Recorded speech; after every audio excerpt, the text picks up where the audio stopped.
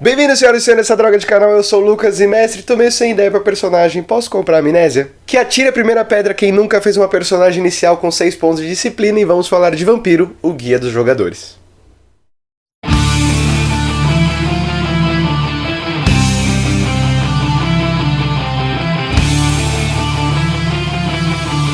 Aproveitando esse retorno de Vampiro à Máscara, quero fazer uma recomendação, que é o canal Mecânicas de Mestre, que, como o nome sugere, os apresentadores vão falar sobre as mecânicas do mundo das trevas e abordando um lado mais voltado para Vampiro à Máscara. Então, depois você dá uma passada lá, porque o projeto ele é inicial e tá super bacana a proposta. Se você é muito fã de mecânicas, até quem não é pode ficar super interessado, porque o projeto promete. E falando em canal bom, a gente tem o aniversário de 1 ano da Sociedade Capim Remoto, aquele animalzinho mais gente boa do Brasil. Aquela galera lá é muito legal mesmo, eles têm um projeto na Twitch, quer dizer, na roxinha. Aqui no YouTube, eles estão presentes lá no Facebook também, no Instagram. E se tiver devendo algumas redes sociais, então me perdoe, porque eu não conheço, ou eu então simplesmente não acesso outras redes sociais. Mas dá uma visita lá, porque Sociedade Capim Remoto é muito legal. E aliás, eles fizeram uma aventura com o Pedro Nogueira e com o André Greenberg lá, uma aventura do Pontos Queimadas. Então vale super a pena dar uma olhada lá, caso você tenha visto. Caso você não tenha visto também, a droga especial que eu fiz com o pessoal da Nação Garou. Então dá uma passada lá também. E já que eu falei de Storytellers Vault, se você não mandou a produção lá de Mago Ascensão, tudo bem, não tem problema, você ainda pode lançar, mas vai demorar um pouquinho mais para chegar a sua vez de apresentar aqui. Mas como nós estamos aqui em Vampiro, então agora a minha predileção vai ser nos projetos de Vampiro à Máscara. Eu já fiz alguns convites ao longo desse tempo aqui de canal. Eu chamei o Everton, que escreveu Natal by Night. Eu chamei o Christian Rissoli, vou ver se eu converso com ele pra gente fazer uma segunda entrevista falando sobre o Fall of Carthage. Que é um livro que eu não li ainda, tô super curioso pra ler, pra falar com ele sobre isso. Se você não conhece Era Clássica, Vampiro Era Clássica, eu super recomendo. Eu já fiz uma conversa, um papo muito interessante com o Christian. Foi muito legal, muito esclarecedor. Mano, o cenário dele é muito rico. E, cara, eu venho conversando com uma galera aí. Um beijo pra todos vocês. E já quero também lembrar que se eu converso com vocês, se você já veio conversar comigo no Messenger, enfim, e eu não respondi, não tô tão presente assim, então você me perdoe, cara, que o tempo é rei. E não é que eu não quero conversar com você, é que realmente tem as prioridades, entendeu? Mas, eu gosto demais quando vocês vêm falar comigo, quando vêm falar de experiência de jogo, de produções que vocês têm, quando vocês perguntam sobre plot, cara, isso é muito louco. Quando vocês vêm conversar, perguntam sobre as minhas opiniões, sintam-se à vontade, mas saiba que esse contato ele pode ser, por exemplo, você manda mensagem um dia e eu respondo daqui a 3. Isso é normal, paciência. Mas é assim que tá funcionando a minha vida. Nossa, a droga de canal está ocupadíssimo, meu Deus do céu. Não é mais ou menos isso. É porque, na verdade é mais ou menos isso. Só que, prioridades. Mas enfim, uma última coisa que eu tenho a dizer é que nós encerramos as votações da ordem de apresentação aqui dos livros de Vampiro do ano de 93 aqui nesta droga. Votou, não votou, azar o seu. Então, sem mais delongas, a gente vai ao livro. Eu quero dizer que esse, eu acho que é um dos livros de capa mais elaborada que eu já vi na White Wolf. Esse artista aqui, eu vou ficar devendo o nome dele, eu vou colocar o nome dele aqui, provavelmente. E, cara, essa capa, ela é maravilhosa, cara. Se você já viu essa foto em algum lugar, se você tem o livro, é bem impossível não ficar vislumbrando todos os detalhes que essa capa tem. Existem alguns outros livros que eu pago um pau pra arte. Um deles é o Book of the City, que é o do lobisomem. Que, cara, eu adoro quando você tem esse tipo de elaboração, um monte de detalhes falando sobre o que o livro se trata. Tudo bem que esse livro aqui, a capa dele é meio que uma redenção do livro da primeira edição, porque aquela capa pra mim é horrorosa. E como eu já havia dito, aquela outra capa da primeira edição era pra ser a capa oficial de Vampiro à Máscara. Já pensou se essa merda fica lá na estante pra você comprar, cara? Enfim, eu acho que não teria o sucesso que tem hoje em dia. Mas não só a capa, mas todo o design do jogo, todas as páginas, a organização do livro inteiro. Ele tá muito mais bem elaborado que da primeira edição. Na verdade, ele é um puta upgrade, uma puta evolução não só pro design, né, mas para toda a parte editorial da White Wolf. Você vê que eles estão muito mais engajados, muito mais experientes nessa parte, Então, esse livro é um exemplo de que, bom, as coisas estão evoluindo de alguma forma. Polêmicas virão? Virão, mas estão evoluindo de alguma forma. E logo no começo, na folha catalográfica, a gente tem um lembrete, né? A folha catalográfica são todas as informações de quem fez o que no livro.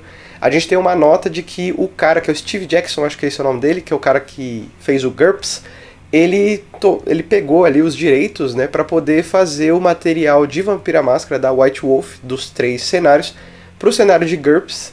E, cara, se você tem esses cenários assim, esses livros de GURPS, você já viu Vampira Máscara em GURPS, Lobisomem, Mago em GURPS, vale a pena ler esses livros? Deixa um comentário aí embaixo pra ver se eu posso trazer também esses materiais, por que não? Aliás, eu adoro GURPS. Agora, entrando de uma forma bem geral em cima do livro, fazendo bem uma introdução de verdade, ele vai tirar aquela introdução meio esquisita que era sobre a ótica do padre, era um caçador, o padre Afonso Rialto, enfim, esse é o nome dele, e esse cara ele vai fazer uma segunda introdução. Então aquilo que a gente tinha no começo do livro básico da primeira edição e da segunda edição também, né, ele vai repetir aquelas informações, só que no ponto de vista de um caçador eu acho meio desnecessário fazer 2 introduções, principalmente no livro de jogador, não sei porquê, mas aqui na segunda edição eles tiraram essa introdução, então esse Rialto aí, bom, não tá tão alto assim, haha, e aí acabou sendo excluído do livro. E a organização dele se faz diretamente com as qualidades e defeitos, então taca-lhe pau para o material do livro. Cara, esse livro ele é maior, ele tem muito mais coisas, os textos são quase os mesmos, só são acrescentadas e revisadas algumas coisas, mas eu vou comentar devagar as coisas que são acrescentadas e mudadas de acordo com a obra. Bom, como eu havia dito, o livro ele recicla muito dos seus textos da primeira edição, só que ele vai ter mais arquétipos, mais qualidades e defeitos, mais armas, mais disciplinas. Aliás, eles apresentam outro clã, na verdade linhagem aqui no livro, então é claro que ele vai ter uma exploração maior. Mas os clãs, as disciplinas dos clãs que já foram apresentados na primeira edição, se você não viu o vídeo da primeira edição, bom, tá aí, tá na playlist, tá no canal, vale super a pena, a qualidade está um pouco baixa, não que tenha melhorado muito, mas ele está aí para você ver, porque eu não quero ser repetitivo, então você pode passar lá para ver o que eu já comentei sobre aquele material, que tem também aqui, então um complementa o outro. Na verdade, aquele lá vai complementar esse, porque o que tem nesse não tem naquele. Você entendeu, né? E ele vai trazer habilidades secundárias, mais armas, mais equipamentos, enfim, uma mão cheia para você que é jogador usar com a sua personagem, ou você que é narrador usar ali como material para a sua mesa, enfim, para enriquecer a sua narrativa, enriquecer os seus NPCs. Bom, se o livro é uma reciclagem do que foi a primeira edição, então o que ele traz de novidade? Na verdade, em minha opinião, algumas coisas que deveriam realmente ser recicladas no sentido de que não só revisadas, mas retiradas de fato não aconteceu, como as características dos clãs independentes, que isso vai se tornar um problema até chegar ao V5. Eles não tiraram, eles não... Na verdade, eles tornaram mais graves, mas eu vou chegar nesse assunto daqui a pouco. Mas as novidades eles acertaram em cheio, porque eles trazem umas coisas bem bacanas, começando com trilhas da sabedoria. O livro mesmo faz uma menção sobre o Guia do Sabá dos jogadores, né? Mas ele traz aqui 2 novas trilhas, que é a trilha do Paradoxo e a trilha de Typhon. Bem parecido com o que a gente vai ver na terceira edição, com uma mudança ou outra, uma visão mais benéfica, até mesmo para o lado dos Ravnos, quando a gente fala da trilha do Paradoxo, mas quando a gente fala da trilha do Typhon, ele é um pouco mais sombria, uma coisa mais... sei lá, sabe? Uma coisa mais tenebrosa, uma coisa mais masoquista do lado dos Setitas. Eu achei legal. Não era assim que eu lembrava, pelo menos, a trilha de Typhon. Se você tem o livro aí, dá uma olhada. Talvez eu esteja equivocado, faz muito tempo que eu não vejo a terceira edição. Outra novidade que ele traz é a proposta de jogo com mortais. Nós já tínhamos o suplemento de Caçadores Caçados, que vai fazer justamente essa proposta de você jogar com um mortal. Porém, aqui ele vai ter um texto, vai ter um pouco mais de dramatização, um pouco mais de dissertação, para poder convencer você de que jogar com mortal é uma coisa muito boa, é uma coisa que vai agregar no seu jogo, é uma experiência única. Eu já falei sobre esses aspectos também quando eu falei de Caçadores Caçados, e ele traz também, ele faz essa referência a Caçadores, a esse livro da primeira edição, e ele traz alguns poderes de Númina, que são os poderes psíquicos. Eu posso levar isso lá pra droga de página, droga de Insta, sem problema algum. Falando em caçadores, eu fiz uma participação lá de novo no canal do Rodrigo Hagabashi, impregnando aquela droga com a minha presença. A gente falou sobre Nathaniel Bordroof, é o Bordroof, e esse cara, ele é um Nosferatu. Enfim, eu falei dele lá em Chicago by Night da primeira edição. Aliás, nós estamos chegando no da segunda edição, então segura a onda, que a gente vai talvez falar sobre ele de novo. Enquanto isso, você pode passar lá no Rodrigo Hagabashi e ver o vídeo que eu fiz com ele falando sobre essa personagem que pra mim é uma dos ovos de ouro de Chicago by Night. Bom, e como eu disse, o texto ele vai ser reciclado, ele vai trazer novamente os clãs independentes, que são os Assamitas, os Setitas, os Ravenos, os Giovanni e a linhagem do Salubre, e mais outras duas linhagens que eu vou dizer daqui a pouco. Mas em relação a eles, algumas coisas mudaram, alguns textos foram retirados, algumas coisas meio repetitivas, mas algumas coisas eu tenho que apontar aqui porque, bom, eu não sei o que eles tinham na cabeça quando eles mudaram esses aspectos. Um eu até entendo. Mas o primeiro deles é no texto dos Assamitas, em que eles dizem que dentro da estrutura do clã, eles conseguem reconhecer a participação de mulheres dentro do clã e eles tentam, a custo, deixar 50-50 o número de Assamitas, homens e mulheres ali dentro do clã. Agora, aqui na segunda edição, eles tiraram esse texto, eu não sei porquê. Talvez é porque eles queriam realmente fazer uma ligação maior com a religião, com a cultura do Oriente Médio. Desculpa a minha ignorância, mas talvez essa seja a visão tanto quanto genérica que eles têm enfim, daquela cultura. Quero fazer até uma recomendação do podcast do Projeto Humanos, que é do Anticast. Quem apresenta o Projeto Humanos é o Ivan Mizanzuki. Ele tem ali, acho que é a segunda temporada, que é O Coração do Mundo. Ele vai falar justamente sobre os refugiados das guerras ali do Oriente Médio. Não só do Oriente Médio, mas acho que do Norte da África também, que vieram para o Brasil. E ele faz uma entrevista muito interessante e é muito legal de você conhecer a cultura muçulmana. E aí está a oportunidade de você conhecer mais sobre a cultura desse lugar que é tão pouco explorado ou então tão generalizada nas culturas, principalmente na cultura pop, né? E o segundo texto que ele muda, na verdade esse é um pouco mais compreensível, é justamente a fraqueza dos Ravenos. Na primeira edição a fraqueza deles é justamente por eles serem de linhagem cigana, por eles serem terem esse estigma de serem bandidos, então ninguém meio que respeita eles, tem uma visão muito bestial deles, tanto que mecanicamente você trata ele como se ele tivesse a metade da sua humanidade, justamente para você fazer esse bloqueio nos dados sociais dele, cara, muito punk isso. E agora na segunda edição, quer dizer, a partir da segunda edição, a fraqueza deles é esse vício em algum tipo de crime. Bom, sobre as linhagens que são apresentadas, eu vou falar um pouco sobre cada uma delas, caso você não conheça. A primeira delas é as Filhas da Cacofonia. Elas são integradas basicamente de mulheres, como sugere o próprio nome, e aqui é dito que é uma linhagem nova. Ela é datada do século XVIII, né, a partir de 1700 e tal lá. Então ela não conta com vampiros de geração e de idade tão avançada, né? Ninguém sabe se essa linhagem ela é uma linhagem Malkavian ou Toreador, principalmente pela ligação com as artes ou então com a loucura que está associada ao poder, que é o Melpomene, que é bem interessante, né? Essa disciplina eu vou falar dela daqui a pouco. Todas as Filhas da Cacofonia elas sabem cantar bem. Os integrantes homens que existem dentro da linhagem, eles são geralmente os mais novos e eles têm uma fraqueza, um meio que interessante até, que é por eles estarem tão ligados à música, eles ouvem música o tempo todo. Aqui eu acredito que não seja o fato deles andarem com um fone de ouvido e estarem ouvindo realmente música o tempo todo, mas na cabeça deles toca alguma música, então eles não conseguem se concentrar bem. Acredito que seja dessa forma. O texto fica meio ambíguo, eu juro pra vocês. E esse Melpomene é justamente uma projeção sobrenatural por meio desse canto. Melpomene é uma referência à deusa da tragédia grega, que é a Melpomene. E essa, não conheço muito bem sobre ela, mas eu acho bem legal porque ela vai isso vai aproximar mais ao Malkavian do que ao historiador.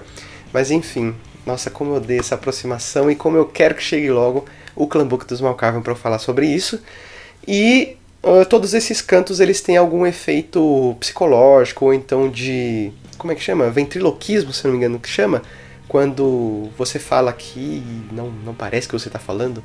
Enfim, é isso que faz Melpomene. Bem interessante até esse poder. A segunda linhagem é a do Samed, ou Samedi, ou Samedi, não sei, porque Samed é sábado em francês, não sei se tem alguma ligação.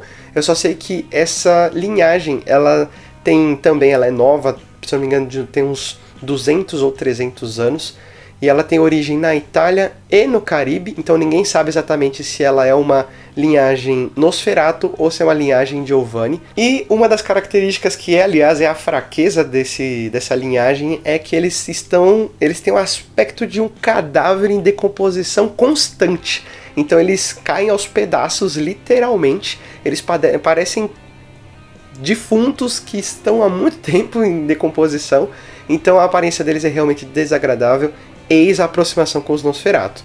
Mas aqui não tem mais nenhuma informação, a não ser que a linhagem ela é consultada, ela é procurada para servirem como assassinos ou algo, esses serviços mais sujos. E a Camarilla ela meio que tolera a existência dessa linhagem, porque a própria existência deles, assim como eles já disseram sobre os Nosferatu, é um insulto à tradição da máscara.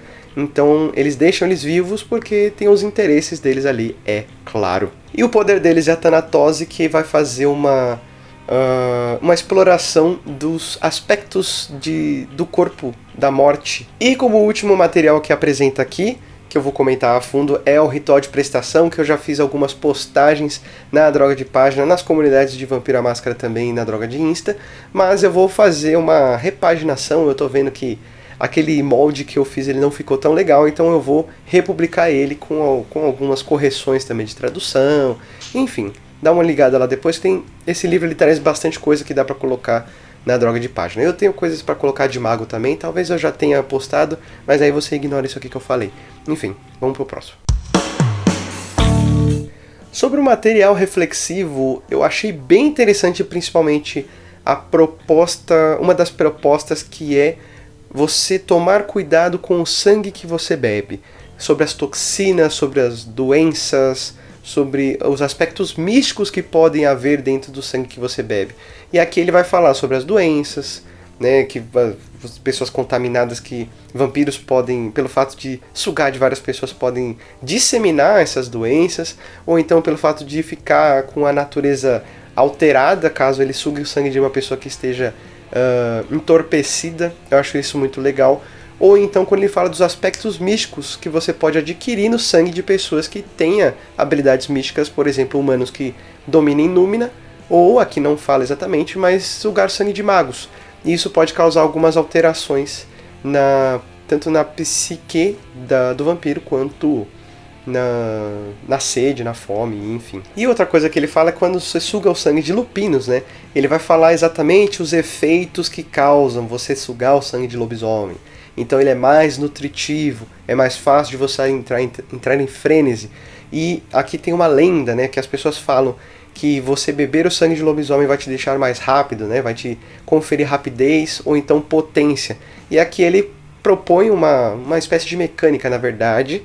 Apenas os lobisomens de raça pura que podem fornecer esse tipo de sangue potente que enfim, vai dar a potência ou então a rapidez para esse vampiro. Depois ele vai apresentar as opções. Ele abre de uma forma muito legal esse capítulo em que ele vai falar sobre o que é a interpretação de papéis. Na primeira edição a gente já tem esses textos também sobre os produtores de Vampiro à Máscara, né, os desenvolvedores. Só que dos textos que nós temos na primeira edição, apenas o texto de Sanchup é o único cara que vai ser resgatado para a segunda edição. O resto é novidade, o que eu acho isso maravilhoso, porque a gente tem uma noção muito maior do que é a concepção, a ideia de narrativa, que é bem ímpar entre os desenvolvedores, e isso é bem surpreendente. Então eu vou falar algumas coisinhas que eu gostaria de apontar, né, dessas reflexões que eles trazem dentro do livro. O Steve Crow, no texto que ele chama de acting, se eu não me engano, que é o atuando, como é traduzido aqui na versão em português, ele vai dizer que ele sempre teve vontade de ser ator, e conforme ele foi jogando, ele fez uma comparação, ele fez uma relação com a vida de ator, da dramaturgia, enfim, da atuação, com as relações de mesa que ele tinha. Então, dentre todas as reflexões, sendo bem resumido, dentre todas as reflexões que nós temos sobre escolher mesas, mesas escrotas, mesas com mimimi, mesas que são mais sensíveis, mesas que são mais infantis, mesas que são mais enérgicas, mesas que são mais lentas, enfim, você caracteriza do jeito que você quiser.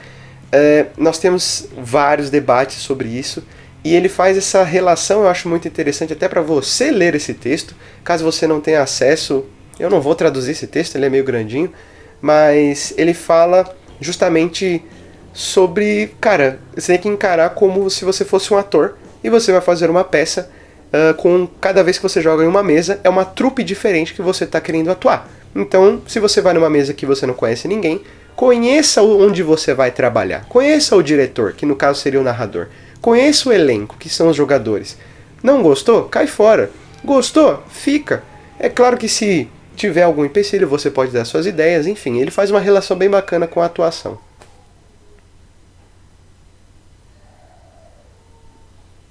E já que eu trouxe um ponto a ser acordado, então eu vou trazer um ponto a ser discordado. E eu discordo da opinião do Jay Morrison, onde ele fala que o narrador é o responsável pela diversão da mesa e que ele evita jogar com pessoas que sempre apelam para as regras quando elas estão se dando mal.